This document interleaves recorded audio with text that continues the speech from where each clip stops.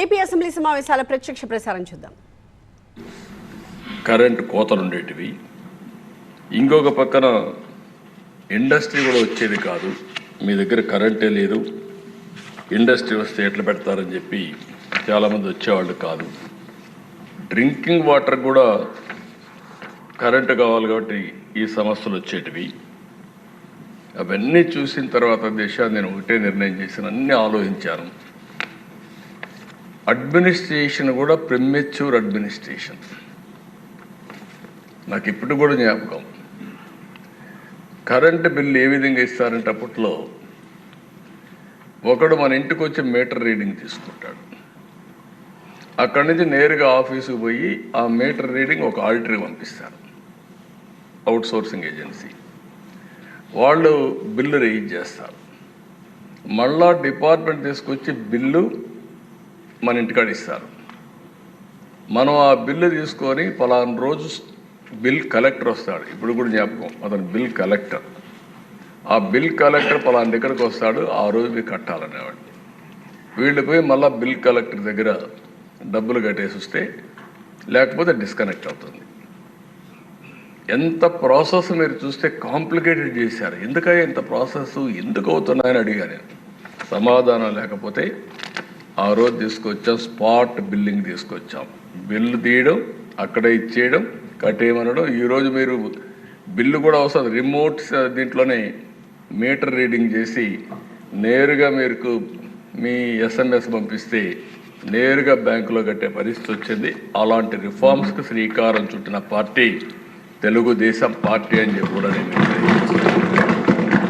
చాలామంది దేశాలను నేను ఫస్ట్ టైం దీనికి సొల్యూషన్ ఏంటని ఆలోచించాను. ప్రపంచం మొత్తం అధ్యయనం చేశాం. అధ్యయనం చేసినప్పుడు వరల్డ్ బ్యాంక్ కూడా దానికి కూడా నేను ఈ రాష్ట్రం కోసం మంచి చేయాలనుకుంటే నన్ను ఇదే అసెంబ్లీలో ప్రపంచ బ్యాంకు జీతగాడని మాట్లాడారు ఒక ముఖ్యమంత్రిగా. పర్వాలేదు, పడ్డా. దేనికోసం పడ్డానంటే రాష్ట్రం కోసం పడ్డానని తృప్తితో పడ్డాను. ఫస్ట్ టైం నేను ఎలక్ట్రిసిటీ బోర్డులో విద్యుత్ శక్తి రిఫార్మ్స్ భారతదేశంలో తీసుకొచ్చిన ఏకైక రాష్ట్రం, మొట్టమొదటి రాష్ట్రం ఆంధ్రప్రదేశ్ రాష్ట్రం. అప్పుడు ఇవన్నీ ఏం లేవా దిశ, రెగ్యులేటరీ కమిషన్ లేదప్పటికీ. రిఫార్మ్ వచ్చింది 91, 98లో విద్యుత్ శక్తి రిఫార్మ్స్ తీసుకొచ్చాం, సంస్కరణ తీసుకొచ్చాం. అప్పుడే మీరు చూస్తే 3గా డివైడ్ చేశాం. Distribution company, generation company, transmission committee. ఇంకొక పక్కన ఇవన్నీ రెగ్యులేట్ చేయడానికి రెగ్యులేటరీ కమిషన్ సెటప్ చేశాం. అక్కడి నుంచి అధ్యక్ష మీరు చూసినప్పుడు ఎనర్జీ ఆడిటింగ్, అంతవరకు కరెంటు ఎక్కడికి అమ్ముతున్నారు, ఎంతమంది దొంగతనం చేస్తున్నారు, ఏమవుతుందో తెలియని పరిస్థితి నుంచి ఎనర్జీ ఆడిటింగ్ తీసుకొచ్చాం. ఆడిటింగ్ తీసుకొచ్చి ఫస్ట్ టైం దేశంలో 2003-04కి 23% ట్రాన్స్మిషన్ అండ్ కమర్షియల్ లాస్ అని ఎస్టాబ్లిష్ చేసిన మొట్టమొదటి ప్రభుత్వం భారతదేశంలో ఆంధ్రప్రదేశ్ ప్రభుత్వం అని కూడా నేను మీకు తెలియజేస్తున్నాను. ఓసారి దిశ 35%, 23% తగ్గించాం. కరెంటు కొరతలుంటే పూర్తిగా కరెంటు కొరత లేకుండా ఎగ్జాక్ట్గా 2023-24కి కరెంటు కొరత లేని ఏకైక రాష్ట్రం భారతదేశం లేదంటే దానికి చిరునామాగా ఆంధ్రప్రదేశ్ తయారు చేసే పరిస్థితి వచ్చాం. దీనివల్ల చాలా లాభాలు వచ్చాయి, నాకు కూడా కొన్ని నష్టాలు వచ్చాయి. ఎందుకంటే ఫస్ట్ టైం ఒక మంచి పని చేసిన దానికి నేను రిఫార్మ్స్ తీసుకొచ్చాను కాబట్టి ఆ రోజు వచ్చినటువంటి ఈ పవర్ సెక్టర్లో మార్పులు ప్రజలు సరిగా అర్థం చేసుకోలేకపోయారు. కాబట్టి 2004లో తెలుగుదేశం పార్టీ ఓడిపోవడానికి ఒక కారణం ఈ రిఫార్మ్స్ కూడా అని చెప్పి మీకు తెలియదు. రిఫార్మ్స్ అని నేను అన్నా, కానీ ఆ వచ్చిన ఇబ్బందులను అధిగమించడంలో కొంత సమయం కావాలి. ఆ సమయం లేని వల్ల కొంత ఇబ్బంది పడ్డాం. ప్రతిపక్షాలు దాన్ని అడ్వాంటేజ్ తీసుకున్నారు. నేను అన్ని రిఫార్మ్స్ తీసుకొస్తే అధ్యక్ష వెరీ విచిత్రం ఏంటంటే ఉచిత కరెంట్ ఇమ్మన్నారు. కానీ అప్పటికే స్లాబ్ రేట్ ఉంది. ఈ దేశంలో మీరు ఒకటి గుర్తుపెట్టుకోవాలి, మొట్టమొదటిసారిగా మామూలుగా యూనిట్ కిందనే వ్యవసాయానికి కరెంటు వసూలు చేసే పరిస్థితి నుంచి తెలుగుదేశం పార్టీ వచ్చిన తర్వాత మా నాయకుడు ఎన్టీ రామారావు గారు స్లాబ్ రేట్ తెచ్చి రైతులను ఆదుకున్న పార్టీ మొట్టమొదటిసారిగా భారతదేశంలో ఆంధ్రప్రదేశ్ రాష్ట్రం 50 రూపాయలు హెచ్పికి పెట్టి అవన్నీ మాఫీ చేయమంటే చేయలేకపోయాం. నేను చేసిన రిఫార్మ్స్ ఉపయోగించుకొని మాఫీ చేస్తామని కాంగ్రెస్ పార్టీ అధికారంలోకి వచ్చింది. వస్తే వచ్చారు, ఏం చేశారని చూసిన తర్వాత చాలా భయంకరంగా మనం ఒకసారి చూస్తే 2014-14 సర్ప్లస్ కరెంట్ వచ్చింది, రిఫార్మ్స్ అమలైనాయి, అన్ని రంగాల్లో బ్రహ్మాండంగా జరిగింది. వాళ్ళు వచ్చిన 5 సంవత్సరాల్లో దగ్గర మీరు చూస్తే నేనున్నప్పుడు 90% ఇన్స్టాల్డ్ కెపాసిటీ పెంచాను, ప్రొడక్షన్ పెంచాను. 5,634 మెగావాట్ల నుంచి 10,695 మెగావాట్లకు పెంచాం. వీళ్ళొచ్చి 56% అంటే ఒక 5-6 వేల మెగావాట్లే పెంచారు. PLF ప్లాంట్ లోడ్ ఫ్యాక్టర్ నాకు విజయవాడ ఎప్పుడూ జ్ఞాపకం. విజయవాడ పవర్ ప్లాంట్ ఎప్పుడు 95%. ఈవెన్ గవర్నమెంట్ ఆఫ్ ఇండియా కూడా ఏవి కూడా అంత ఎఫిషియెంట్గా పనిచేసిన సందర్భాలు లేవు. ప్రైవేట్ వాళ్ళు కూడా చేయలేదు అంత ఎఫిషియెంట్గా పనిచేస్తే. 86% PLF ప్లాంట్ లోడ్ ఫ్యాక్టర్ ఉంటే కాంగ్రెస్ వస్తానే అది 78%కి తగ్గిపోయే పరిస్థితి వచ్చింది.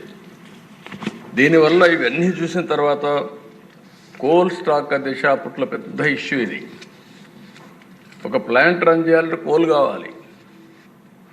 కోల్ కావాలంటే ముందుగానే జాగ్రత్త చూసుకోవాలి. వర్షాకాలం తడుస్తుంది, తడిచినప్పుడు దాన్ని ఇది చేసుకోవాలి.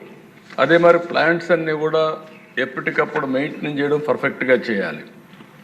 నేనున్నప్పుడు ఎప్పుడు కూడా 3 నెలలకు 4 నెలలకు కోల్ ఏమాత్రం ఇబ్బంది లేకుండా స్టాక్ పెడితే ఒక రోజు కూడా కోల్ ఉండేది కాదు. పెద్ద గొడవలు, కోల్ లేదు కాబట్టి కరెంట్ ఆపేసేవాళ్ళు. ఇలాంటి సందర్భాల్లో అది కూడా స్టార్ట్ అయింది. ఆల్ ఇండియా లెవెల్లో 8.7% ఎనర్జీ డెఫిషియట్ ఉంటే 17.6% పెరిగిన ఆంధ్రప్రదేశ్ రాష్ట్రం, మళ్ళీ సమైక్య ఆంధ్రప్రదేశ్లో. ఒక పరిపాలన ఏ విధంగా మార్పులు తీసుకొస్తుందో ఇక్కడ ఉండే సభ్యులు మీరు గుర్తుపెట్టుకోవాల్సిన అవసరం ఉంది. ఒక కీలకమైన శాఖలో ఏ విధంగా ప్రజలు ఇబ్బంది పడతారు. నేను ఇవన్నీ కూడా మీకు ఎందుకు చెప్తున్నానంటే 3 పీరియడ్ నేను కంపేర్ చేస్తున్నాను, 30 ఏళ్ళు కంపేర్ చేస్తున్నాను. 95 2004, 2004 14, 14 19, 19 24, 24 తర్వాత 9 నెలలు ఏం చేసామో చెప్పడానికి నేను ప్రయత్నం చేస్తున్నా. రాష్ట్రంలో ఉండే ప్రజలు కూడా గుర్తుపెట్టుకోవాల్సిన అవసరం ఉంది. బడ్జెట్ తగ్గించారు అప్పట్లో. నేనున్నప్పుడు 7.8% పవర్ సెక్టర్కి పెడితే వీళ్ళు 5% తగ్గించేశారు. ఇంకో పక్కన దిశ ఆవరేజ్న 2004 వరకు ₹2.55 యూనిట్ కరెంటు ఉత్పత్తి చేస్తే వీళ్ళు వస్తానేది ₹5.25 పెరిగిపోయింది. అప్పట్లోనే 10 ఏళ్లలో రైతులపైన భారం 28,835 కోట్లు వేశారు. ఎందుకంటే ఈ అసమర్థత అన్నీ కూడా వచ్చి ట్రాన్స్మిషన్ లాసెస్ కూడా తగ్గించడంలో ఫెయిల్ అయ్యారు. కడాన దిశ మీరు చూస్తే ఎక్కడికక్కడ మున్సిపల్ కార్పొరేషన్లో 4 గంటలు, మున్సిపాలిటీలో 6 గంటలు, మండల హెడ్ క్వార్టర్లు 8 గంటలు, గ్రామాల్లో 12 గంటలు, ఇండస్ట్రీస్ కోత. స్మాల్ స్కేల్ ఇండస్ట్రీ అయితే కరెంటు వాడితే సర్ఛార్జీ పేరుతో డబల్ ఛార్జీ. దీంతో చాలా స్మాల్ స్కేల్ ఇండస్ట్రీస్ అన్నీ కూడా మూతపడే పరిస్థితికి వచ్చింది. అధ్యక్ష ఆ రోజుల్లోనే ₹13 యూనిట్ పెట్టుకున్నారు. నేను ఇటీవల కాలంలో ఎందుకు చెప్తున్నాను, హిస్టరీ చెప్తున్నా. ఒక 5 నిమిషాలు ఆలస్యమైన రాష్ట్ర ప్రజానీకం కూడా ఆలోచించుకోవాల్సిన అవసరం ఉంది. హిస్టరీ తెలిస్తే భవిష్యత్తులో ఏ విధంగా మనం ముందు తీసుకుపోవాలని ఆలోచించే అవకాశం వస్తుంది. ఇంకొక పక్కన కోల్ లేకుండా మెయింటైన్ చేయకుండా ఐడిల్గా పెట్టి ఓసారి ఎవాక్యువేషన్ అంటే ట్రాన్స్మిషన్ లేకుండా ఓసారి పవర్ రన్ చేసిన పరిస్థితి లేదు. అప్పట్లోనే రెన్యూబుల్ ఎనర్జీ వచ్చింది, సోలార్ విండ్ ఉపయోగించుకోకుండా కనీసం అప్పుడు గవర్నమెంట్ ఆఫ్ ఇండియా ఫైన్ కూడా వేసేవాళ్ళు. మీరు ఇంత అని కొనాలి, 2% కంపల్సరీగా మీరు సోలార్ విండ్ ఉత్పత్తి చేసుకోవాలి, లేకపోతే కొనాలని పెడితే అది కూడా కొనకుండా దానికి కూడా వచ్చే ఇన్సెంటివ్స్ తీసుకోకుండా వేస్ట్ చేసే పరిస్థితికి వచ్చారు. ఇవన్నీ అధ్యక్ష ఇంకో పక్క ఎన్టీపీసీ పవర్ ప్లాంట్లో వచ్చిన కరెంటు కూడా తీసుకోకుండా చేశారు. 2014లో వచ్చాం. ఇవన్నీ అధ్యయనం చేస్తే చాలా బాధేసి, నేను వచ్చినప్పుడు 22.5 మిలియన్ యూనిట్లు కరెంటు కొరత రాష్ట్రంలో 2014లో. నేను ఒక సవాలుగా తీసుకున్నాను, కేంద్ర ప్రభుత్వం సహకారం తీసుకున్నాం. ఆ సంవత్సరం 2014 డిసెంబర్కి ఎక్కడా కరెంటు కొరత లేకుండా చేసి జనవరి 2018కి మిగులు కరెంటు సాధించిన రాష్ట్రం ఆంధ్రప్రదేశ్ రాష్ట్రం అని చెప్పి కూడా నేను తెలియజేస్తున్నాను. 39% పీక్ డిమాండ్ గ్రో అయ్యాం. 6,784 మెగావాట్ల నుంచి 9,453 మెగావాట్లు పెంచుకున్నాం. కన్జంప్షన్ కూడా 36% పెరిగింది. 40,000 మిలియన్ యూనిట్స్ ఉంటే 55,000 మిలియన్ యూనిట్స్ పెంచాం. ఇంకో పక్కన అధ్యక్ష మీరు చూస్తే per capital consumption all India level 17% పెరిగితే మనం 23% పెంచుకున్నాం. మొట్టమొదటిసారిగా సోలార్ విండ్ 7,700 మెగావాట్లు ఉత్పత్తి చేసిన ఏకైక రాష్ట్రం ఆంధ్రప్రదేశ్ రాష్ట్రం. ఎండతో కరెంట్ వస్తుంది కాబట్టి 9,000 కోట్ల రూపాయలు మీరు పే చేయాలని హైకోర్టు డైరెక్షన్ ఇస్తే మనం వాడుకొని ఉంటే ఆ కరెంటు మీరు గుర్తుపెట్టుకోవాల్సిన దిశ మనకి ఇబ్బంది వచ్చేది కాదు. 9,000 కోట్ల రూపాయలు పే చేశారు. ఊరికే వచ్చే కరెంటు, ఎండతో వచ్చే కరెంటు, ఒక వ్యక్తి ఎగువ ప్రాబ్లంకి ఈ రాష్ట్రం 9,000 కోట్ల రూపాయలు పే చేసే పరిస్థితి వచ్చిందంటే బాధ అయితే అధ్యక్ష. ఇది పబ్లిక్ పాలసీ, ఇది జవాబుదారీ తనమా అని అడుగుతున్నా, నేను ఆన్సర్ చేయమంటున్నా. ప్రజలకు అర్థం కావాల్సిన అవసరం ఉంది. 9,000 కోట్లు పే చేసే పరిస్థితికి వచ్చారు. ఇదే కాదు అధ్యక్ష, అక్కడ తాగల సమర్థత ఉంటే ఎప్పటికప్పుడు ఫైనలైజ్ చేయాల్సింది. కృష్ణపట్నం స్టేజ్ 2, అదే మరి VTPS స్టేజ్ 5 రెండు డిలే అయిపోయినాయి. దీనివల్ల కాస్ట్ పెరిగింది. కాస్ట్ ఎంత పెరిగిందంటే దిశ 18,818 కోట్లు పెరిగింది. ఆ సమయంలో పనులు అయి ఉంటే ఆ సమయంలో పూర్తి అయిపోయేటివి. ఈ పూర్తి కాకుండా 18,818 కోట్ల రూపాయలు దాని మీద పెరిగే పరిస్థితి వచ్చింది. అదే మరిగా దిశ ఈరోజు ఇంకొక పక్క చూస్తే ఏదైతే పోలవరం హైడ్రో పవర్, దీనికి 2,308 మిలియన్ యూనిట్లు వచ్చే సంవత్సరానికి. దీనివల్ల ఇది కూడా బాగా డిలే అయిపోయి 1,044 కోట్ల రూపాయలు అందులో నష్టపోయే పరిస్థితికి వచ్చాం. ఇంకొక పక్కన దేశ మీరు ఒకసారి చూస్తే ఇవన్నీ కూడా అవకతవక నిర్ణయాల వల్ల, అసమర్థత వల్ల దగ్గర అప్పులు విపరీతంగా పెరిగిపోయినాయి. 62,826 కోట్ల రూపాయలు అప్పటికి పెట్టుబడులు కానీ అన్ని యూటిలిటీస్ తీసుకున్న అప్పుంటే అది 1,12,422 కోట్లు పెరిగింది. అంటే 79% పెరిగింది. 79% అంటే మనం గుర్తుపెట్టుకోవాల్సిన అవసరం ఉంది. ఈ మిస్యూజ్ చేసిన దాని పరిహారం ఈరోజు భారం మీరు చూసినప్పుడు 1,12,00,00,000 కోట్ల రూపాయలకు వడ్డీ కట్టాలి, డెట్ రీపే చేయాలి, మళ్ళా ఆపరేషన్ చేయాలి, మళ్ళీ దీన్ని ముందుకు తీసుకుపోయే పరిస్థితికి వచ్చాం. ఇంకొక పక్కన దేశ మీరు ఒకసారి చూస్తే విపరీతంగా టారిఫ్లు పెంచారు. ఇష్టానుసారంగా పెంచారు. 9 సార్లు పెంచారు. 32,000 కోట్ల రూపాయలు టారిఫ్ని పెంచారు. పేద ప్రజలపైన భారం వేశారు. వాళ్ళపైన వేసింది కూడా మీరు చూస్తే అధ్యక్ష, 50 యూనిట్లు ఉపయోగించే వాళ్ళపైన బిల్లు 100 రూపాయలు ఉంటే అది 199 చేశారు. 100 యూనిట్లు వాడే వాళ్ళకు ₹2.44 ఉంటే అది ₹4.53 చేశారు. 86%. 200 యూనిట్ల లోపల ఉంటే ₹632 ఉంటే 1123 చేశారంటే 78%. 300 పైన ఉండే వాళ్ళు 1573 ఉంటే 2037 చేశారు, 29%. అంటే పేదవాళ్ళ పైన పెనుభారం వేశారు. ఇష్టానుసారంగా పెంచి వీళ్ళు ఇంకో పక్కన మీరు చూస్తే అధ్యక్ష, ఈ టారిఫ్ అడ్జస్ట్మెంట్స్ అనే పేరు పెట్టి 16,699 కోట్లు పెంచారు. నేను ముఖ్యమంత్రిగా చాలాసార్లు పనిచేశాను కానీ నాకే అర్థం కాలే ఈ పేరు చూస్తూ ఉంటే. ఫ్యూయల్ సర్చార్జ్ 5,896 కోట్లు, ట్రూ అప్ ఛార్జెస్ 3,977 కోట్లు, ఎలక్ట్రిసిటీ డ్యూటీ 5,604 కోట్లు.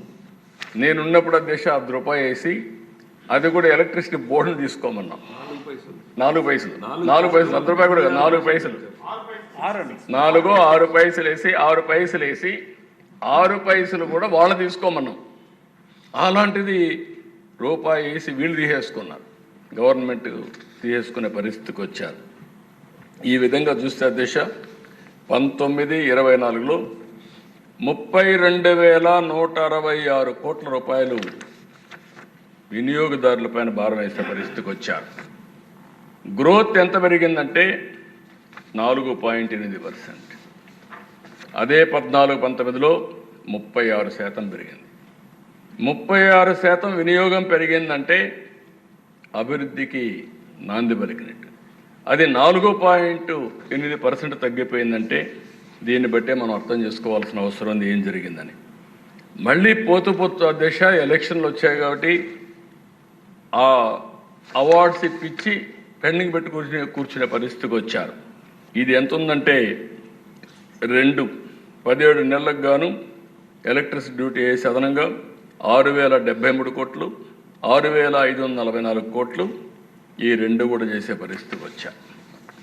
అంటే ఆ దశ ఇవన్నీ మీరు చూసిన తర్వాత దగ్గర 50,000 కోట్ల రూపాయలు ఒక పక్క, ఇవి చూస్తే ఇంకొక 50,000 వినియోగదారుల పైన కానీ వ్యవస్థ పైన వేసిన భారం మీరు చూస్తే 1,00,000 కోట్ల రూపాయలు అదనంగా భారం పడిందంటే ఈరోజు ఒక వ్యవస్థలో మనం అందరం గుర్తుపెట్టుకోవాల్సిన అవసరం ఉంది. వచ్చినప్పటికీ కరెంటు కోతలుంటే అవన్నీ స్ట్రీమ్లైన్ చేశాం. నేను ఒకటే హామీ ఇస్తున్నా, ఇక్కడే చీఫ్ సెక్రటరీ గారు ఉన్నారు, పవర్ ఆయన చూస్తున్నారు, మొన్నటి వరకు ఉన్నారు పవర్ సెక్రటరీగా. ఒకటే హామీ ఇస్తున్నాం, ఎట్టి పరిస్థితిలో ఎక్కడా లో వోల్టేజ్ కూడా లేకుండా నిరంతరం అనుకున్న లక్ష్యాలకు అనుగుణంగా పవర్ ఇచ్చే బాధ్యత ఈ ప్రభుత్వం తీసుకుంటామని కూడా హామీ ఇస్తున్నాం. రెండో విషయం కూడా నేను చాలా స్పష్టంగా చెప్తున్నాను, కరెంటు ఛార్జీలు తగ్గించిన మాకు వారసత్వంగా కొన్ని సమస్యలు వచ్చాయి, చాలా సమస్యలు వచ్చాయి, కొన్ని కాదు. నేను ఒకటే మాట చెప్పాను, ఈరోజు నేను 4వసారి ముఖ్యమంత్రి అయిన తర్వాత ప్రతి ఒక్క వ్యవస్థలో కూడా చూస్తే అంతుబట్టనటువంటి సమస్యలు వచ్చాయి. ఇంకొక పక్కన ఈ వ్యవస్థను మీరు చూస్తే 30 ఏళ్లుగా నాకు మనసుకు దగ్గరుండే డిపార్ట్మెంట్ ఇది. ఐఏఎస్ ఆఫీసర్లు చేయలేమంటే ఆ రోజుట్లోని రమాకాంత్ రెడ్డి గారు ఉండేవారు. నా వల్ల కాదు సార్ అంటే, నీకెందుకు, నేనున్నాను, నేను చేస్తానని చెప్పి కూర్చొని పెట్టుకొని బాధ్యత తప్పచెప్పి ఎప్పటికప్పుడు గైడ్ చేసేవాడిని. కడాన రేచల్ చటర్జీ ఉండేది. లేదు సార్ అది టెన్షన్ డిపార్ట్మెంట్, నా వల్ల కాదు, నా ఆరోగ్యం బాగాలేదంటే నేను ఏదో కేరళకు పోతున్నాను. మంచి ఆఫీసర్లు కాబట్టి నేను ఒకటే చెప్పాను, మీరు ఉండాల్సిందే తప్పదని, కావాలంటే మీరు ఏమైనా చేయండి అని అలాంటి వాళ్ళని పెట్టి స్ట్రీమ్ లైన్ చేశాం. అలాంటిది మీరు చూస్తే అధ్యక్ష నిన్న కూడా పవర్ సప్లై అగ్రిమెంట్లు సెక్కీతో చేసింది, ఇవన్నీ ఒక భారం అయిపోయే పరిస్థితికి వచ్చింది. కానీ సావరిన్ పవర్స్ సంతకాలు పెట్టిన తర్వాత పెనాల్టీస్ ఉంటాయి, అన్ని మళ్ళీ క్రెడిబిలిటీ ఉంటుంది, విశ్వసనీయత ఉంటుంది. ఈ సమస్యలతో సతమతమయ్యే పరిస్థితికి వచ్చాం. అయితే నేనేదో ఇవన్నీ చెప్పి తప్పించుకోవడానికి సిద్ధంగా లేను. ఎట్టి పరిస్థితుల్లో ఈ రాష్ట్రాన్ని మళ్ళీ అన్ని అవకాశాలు అందిపుచ్చుకొని ఏం చేయాలనో అవి చేయడానికి ఎన్డీఏ ప్రభుత్వం సిద్ధంగా ఈ రాష్ట్రంలో ఉందని మరొక్కసారి హామీ ఇస్తున్నా. అందుకని అధ్యక్ష, ఈరోజు ఇక్కడే మెంబర్స్ అందరినీ కోరుతున్నా, ఎప్పటికప్పుడు కొత్త కొత్త అవకాశాలు వస్తాయి. ఈరోజు పవర్లో ఊహించని అవకాశాలు వచ్చాయి, విజువలైజ్ చేసే అవకాశాలు వస్తాయి. లేకపోతే అర్థం కాకపోతే అఘాతంలోకి వెళ్ళిపోయే పరిస్థితికి వస్తాం. దానికి కారణం గ్రీన్ ఎనర్జీ. ఈరోజు దిశ గ్రీన్ ఎనర్జీ మీరు చూస్తే గ్లోబల్ వార్మింగ్ పెరిగింది. ఏదైతే గ్లోబల్ వార్మింగ్ పెరిగిన తర్వాత ప్యారిస్లో అగ్రిమెంట్ కూడా చేశారు. దీని ప్రకారం మన ప్రధానమంత్రి గారు కూడా ఇండియా లీడ్ చేస్తామని ముందుకు వచ్చారు, ఒక హామీ ఇచ్చారు. దీని ప్రకారం మీరు చూసినప్పుడు solar, wind, pumped storage, hydel, ఇంకా ఉండే రెన్యూవబుల్స్, బయోఫ్యూయల్, ఇంకొక పక్కన బ్యాటరీ, ఇవన్నీ కూడా ఉపయోగించుకొని స్మార్ట్ గ్రిడ్ టెక్నాలజీస్ కూడా ఉపయోగించి ఏ విధంగా చేయగలుగుతాం, దీనికి ఒక ఎక్సర్సైజ్ చేస్తున్నాం. ఈరోజు మీరు ఒకసారి చూస్తే అధ్యక్ష, నేను కొత్త 10 ప్రిన్సిపల్స్ పెట్టినప్పుడు ఒక ప్రిన్సిపల్ పెట్టాను, cost optimization, energy and fuel అన్నాను. అంటే ఈరోజు కరెంట్ అనేది ఇండ్లకు వాడుతున్నాం, ఇండస్ట్రీకి వాడుతున్నాం, ఇప్పుడిప్పుడే వాహనాలకు వాడుతున్నాం. పెట్రోల్ డీజిల్ ఉంది, పెట్రోల్ డీజిల్ పవర్ జనరేషన్కి వాడుతున్నాం. ఒకసారి జనరేటర్లు పెట్టి, లేకపోతే మన కార్లకు, లారీలు, లేకుంటే మోటార్లు, ఇవన్నీ కూడా వాడే పరిస్థితికి వస్తున్నాం. ఏదైనా ఇంధనమే, ఏదైనా కన్వర్ట్ చేస్తే ఎంత వెసులుబాటు వస్తుంది, సమర్థవంతంగా ఉంటుంది అనేది మనం గుర్తుపెట్టుకోవాల్సిన అవసరం ఉంది. ఇక్కడ నేను మిమ్మల్ని అందరినీ కోరుతున్న ఆల్ ఎమ్మెల్యేస్ మీరు అర్థం చేసుకోవాలి, మీరు ఏం చేయక్కర్లేదు, మనసు పెట్టండి చాలు. మీరు మనసు కూడా పెట్టకపోతే మీరు ప్రజలకు న్యాయం చేసేట్టు కాదు. అందుకే అధ్యక్ష, పిఎం సూర్యగర్ మీకు కూడా వర్తిస్తుంది, డిప్యూటీ స్పీకర్ గారికి కూడా, చైర్మన్కి. పిఎం సూర్యగర్, ముఫ్త్ బిజ్లీ యోజన, పిఎంఎస్జి ఎంబీవై, దీని కింద ప్రతి ఒక్కరు ఇంట్లో కరెంట్ ఉత్పత్తి చేసుకునే పరిస్థితి వస్తుంది. నేను ఎన్నికల ముందు ఒక మాట చెప్పాను, డెమోక్రటైజేషన్ ఆఫ్ పవర్ జనరేషన్ని.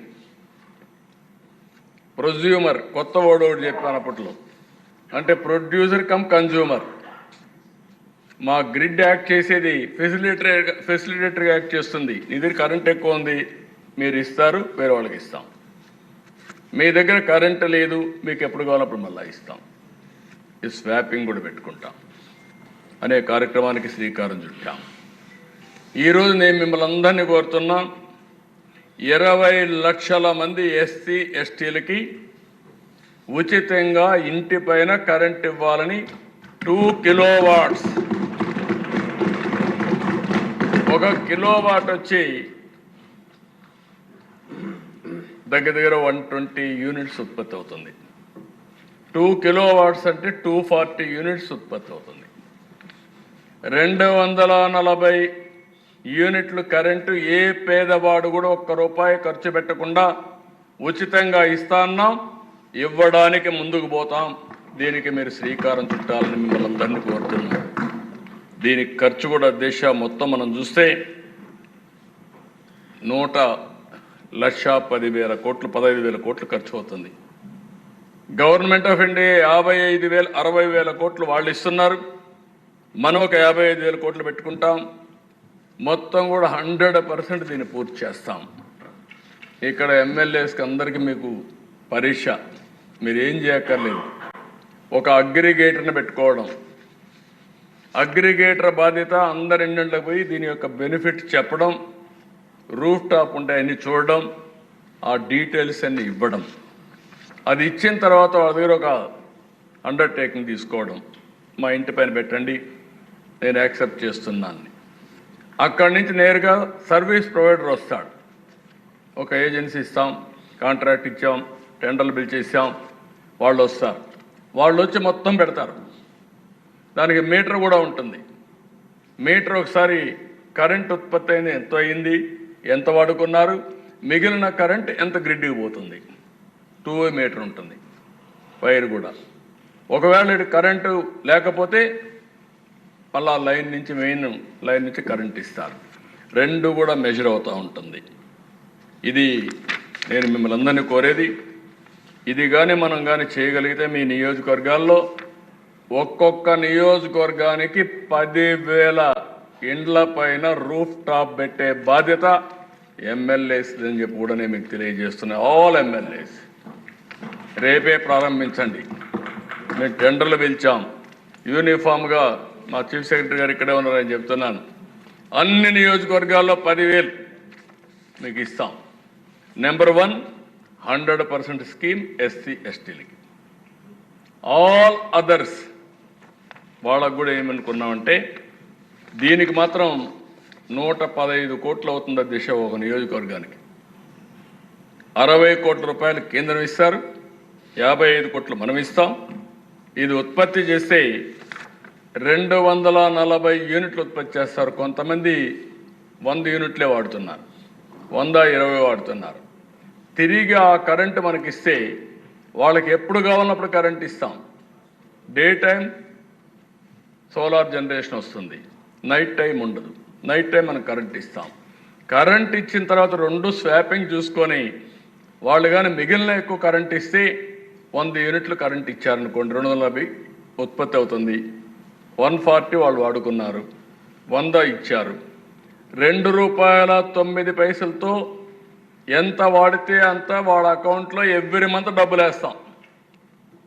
అంటే వాళ్ళు ఏది వాడుకోకుండా ఇస్తారో ఆ దానికి. ఇప్పుడు ఉదాహరణకి ఎగ్జాంపుల్ చెప్పాను, 240 యూనిట్స్ ఉత్పత్తి అవుతుంది. వాళ్ళు 100 యూనిట్లే వాడుకున్నారు, 140 మిగిలింది. ఆ 140 గ్రిడ్కి ఇస్తారు. 140కి ₹2.09. అంటే దగ్గర దగ్గర ₹300 నెలకు వాళ్ళకి అదనంగా ఆదాయం వస్తుంది. ఉచిత కరెంటు ₹300 ఆదాయం వస్తుంది. అదే P4 మోడల్. ఆదాయాన్ని పెంచాలి, సమర్థతను పెంచాలి. అందుకని ప్రతి ఒక్కరికి మీరు చెప్పాల్సిన అవసరం ఉంది. వాళ్ళు చేసే పనేంటి, వాళ్ళ ఇంటిపై నుండే ప్లేస్ని ఇస్తారు. మెయింటెనెన్స్ కూడా ఏజెన్సీని పెడతాం.